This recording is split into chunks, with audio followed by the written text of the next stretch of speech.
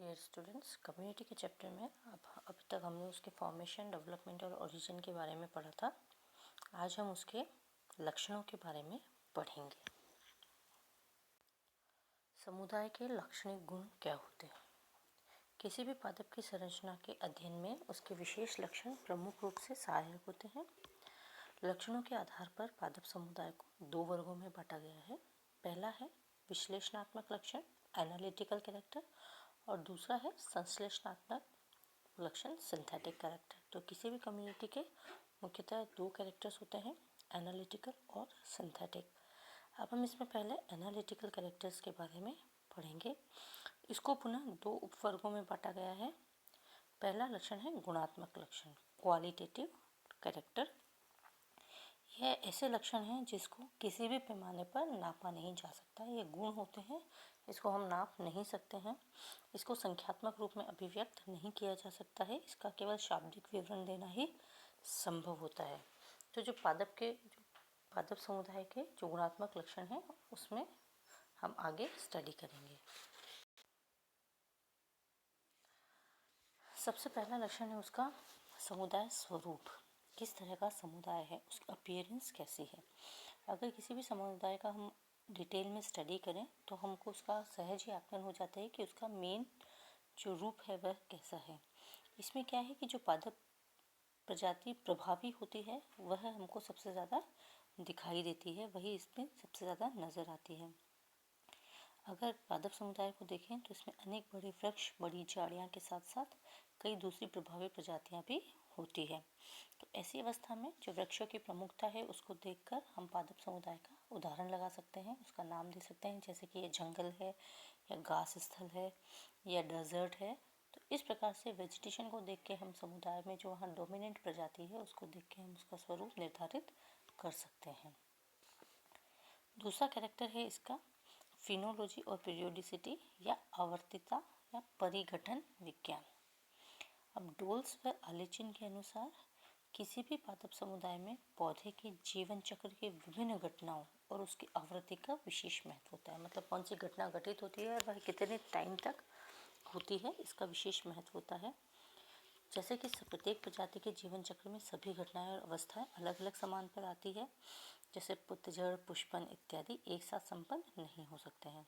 तो इसकी जो प्रमुख है, जैसे कि पतझड़ है, वसंतीकरण है, तो इसका एक प्रमुख लेखा तैयार किया जाता है और इन अवस्थाओं के अध्ययन को ही परिघटना विज्ञान या फाइलोजेनी या लेयरिंग फिनोलॉजी कहा जाता है।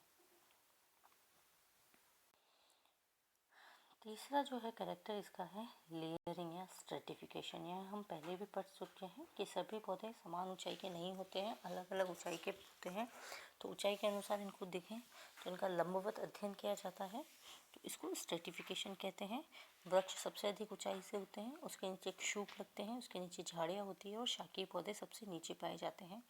इस तरह से इसका एक स्तर बन जाता है और यह स्तर विभिन्न सदस्यों के लिए अत्यंत लाभदायक होता है। इसकी वजह से सभी पेड़ पौधों को प्रकाश, वायु और अन्य संसाधन आसानी से और उपयुक्त मात्रा में उपलब्ध हो जाते हैं। चौथा कैरेक्टर है जो गुणात्मक है, वह दर्शाता है अबंडेंस या बाहुल्य। किसी भी पादप समुदाय की विभिन्न प्रजातियों की सघनता या विरलता उसकी बाहुल्यता से निरूपित होती है। सभी पौधे किसी भी समुदाय में समान रूप से वितरित नहीं होते हैं। कुछ पौधे छोटे समूह में पाए जाते हैं, कुछ बड़े समूह में होते हैं और कुछ छितरे हुए से इधर उधर बिखरे हुए से नज़र आते हैं। तो इसके फैलाव के आधार पर इसको 5 समूह में बांटा गया है। बहुत दुर्लभ, वेरी रेयर, जो बहुत कम दिखते हैं, दुर्लभ, उसके बाद सामान्य, फिर उसके बाद है अबंडेंस, बहुल, और उसके बाद है मच अबंडेंट, मतलब बहुत अधिक बहुल। तो इस प्रकार से बाहुल्य के हिसाब से इनको 5 भागों में बांटा गया है। पांचवा कैरेक्टर है युथिता या सामाजिकता, सोशियबिलिटी और ग्रेगेरियसनेस। जिस प्रकार पादप समुदाय में स्तरण का संबंध विभिन्न पौधों के लंबवत वितरण से होता है, ठीक उसी तरह जो सामाजिकता है, ग्रुपिंग है, वह इस तरह से क्षैतिज वितरण से होता है। ये पादप समुदाय छोटे छोटे और झुंडों में पाए जाते हैं। ये झुंड नियमित या अनियमित प्रकार के हो सकते हैं। कुछ पादप प्रजातियों के सदस्य परस्पर पास पास उगे हुए रहते हैं, वृद्धि करते हैं और कुछ जो हैं वह अलग अलग दूर दूर उगे रहते हैं। जो पास और घने समूह में होते हैं उसमें स्वजातीय प्रतिस्पर्धा उत्पन्न हो जाती है। पौधों की सघनता के हिसाब से इनकी सामाजिकता को निर्धारित किया गया है। तो ब्रॉन ब्लैंकेट ने सामाजिकता को 5 श्रेणियों में बांटा है। सबसे पहला है S1, जिसमें कि अकेला एक पौधा पाया जाता है। S2, एक ही स्थान पर 5-6 एक जैसे पौधे पाए जाते हैं। S3, छोटे छोटे वर्गों में पौधे पाए जाते हैं। S4, बड़े बड़े चप्पों में सेम प्रजाति के पौधे पाए जाते हैं। और S5 है बहुत बड़े क्षेत्र में पाए जाने वाला एक ही प्रकार का पौधा। तो सघनता के हिसाब से, सामाजिकता के हिसाब से पौधों को 5 श्रेणियों में बांटा गया है। व्हाइटफोर्ड के अनुसार सामाजिकता को संख्यात्मक रूप में भी अभिव्यक्त किया जा सकता है। इसकी गणना सघनता और आवृत्ति के द्वारा निम्न समीकरण से की जाती है। जो इसकी सघनता और आवृत्ति है, जो इसके कैलकुलेट करने वाले गुण हैं, उसके आधार पर हम इसको सामाजिकता निकाल सकते हैं, जिसका फॉर्मूला दिया है सोशिएबिलिटी इक्वल्स टू सघनता इंटू 100 अपॉन आवृत्ति।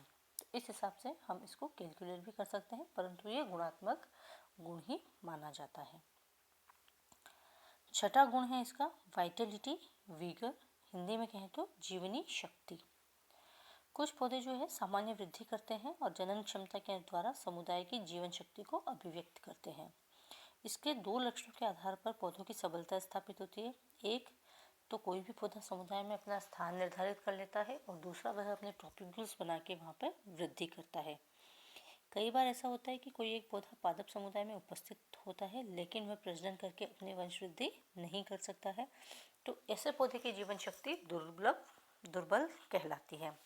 इसके विपरीत कुछ पौधे जो है सामान्य वृद्धि करते हैं, परंतु वह प्रजनन के द्वारा अपनी वंश वृद्धि स्पीडली करते हैं, तो उसको प्रबल शक्ति वाला कहा जा सकता है। तो जीवन शक्ति का महत्व पादप अनुक्रमण में परिलक्षित होता है कि कौन सा पौधा अपनी प्रोजेनी जल्दी अपने स्पोर्स, प्रोपेग्यूल्स, सीड्स कितनी जल्दी डिस्पर्स करता है और वह नए प्लांट्स ग्रो करता है।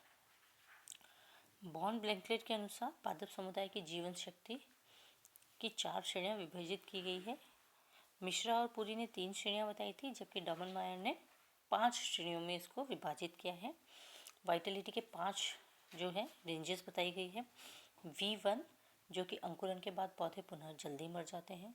V2 जो अंकुरन के बाद थोड़ी देर तक जीवित रहते हैं परंतु प्रजनन में सक्षम नहीं होते हैं। V3 जो केवल कायिक जनन करता है। V4 वे पौधे जिनमें लैंगिक जनन बहुत कम होता है। और V5 जिसमें लैंगिक जनन नियमित रूप से पाया जाता है और वह नियमित रूप से वृद्धि करते हैं। तो वाइटलिटी के हिसाब से, जीवन शक्ति के हिसाब से पौधे को 5 भागों में विभाजित किया गया है। 7वां गुण है इसका लाइफ फॉर्म्स या ग्रोथ फॉर्म्स, जीवन प्रारूप या वृद्धि प्रारूप। विभिन्न पादप परिस्थिति वैज्ञानिकों ने पादप समुदाय के अध्ययन के अंतर्गत समुदाय के पौधों को उनके वृद्धि प्रारूप में विभेदित किया गया है। इसमें इनका स्पेशल साइज और शेप के आधार पर, विशेषकर उनकी आकृति के आधार पर इनको विभाजित किया है। रोंकियर ने चिरकालिता संरचनाओं की उपस्थिति, स्थिति और सुरक्षात्मक आवरणों के आधार पर इसको इसको विभिन्न लाइफ फॉर्म में बांटा गया है। रोंकियर ने मतलब उसके अंदर जो चिरकालिता संरचना है, परसिस्टेंट जो चीज़ है वह कितनी है, कहाँ उपस्थित है, प्लांट में उसकी पोजीशन क्या है और उसके चारों तरफ सुरक्षात्मक आवरण क्या रहता है, इसके आधार पर इसके लाइफ फॉर्म्स को डिसाइड किया है। उसको 5 श्रेणियों में बांटा है। ये 5 श्रेणियाँ हैं फेनेरोफाइट, कैमियोफाइट, हेमीक्रिप्टोफाइट, क्रिप्टोफाइट और थीरोफाइट। इसके बाद उसने कुछ पौधों को मांसल, गूदेदार, जलोद्भिद, इपिफाइट, हेलोफाइट इत्यादि लाइफ फॉर्म्स में भी बांटा गया है। अपने वर्गीकरण में रोंकियर ने क्रिप्टोगेम्स को सम्मिलित नहीं किया है और इसमें संशोधन आगे भी कई किए गए हैं। तो रोंकियर के हिसाब से जो 5 लाइफ फॉर्म्स है उसके बारे में हम अभी पढ़ेंगे। जैसा कि यहाँ डायग्राम में है, सबसे ऊपर है फेनेरोफाइट्स। यह काष्ठीय और वायवीय पौधे होते हैं जिसमें वृक्ष और झाड़ियों को शामिल किया गया है, जिसमें कि परसिस्टेंट बर्ड होती है और यह बर्ड सुरक्षा आवरण के द्वारा जमीन से बहुत ऊंची ऊंचाई पर होती है और ये सुरक्षा आवरण के द्वारा ढकी हुई नहीं रहती है। कभी कभी इन कलिकाओं पर शल्क के समान आवरण भी पाए जाते हैं। इसमें पौधों की ऊंचाई के आधार पर इसको पुनः इसने आगे वर्गों में बांटा है।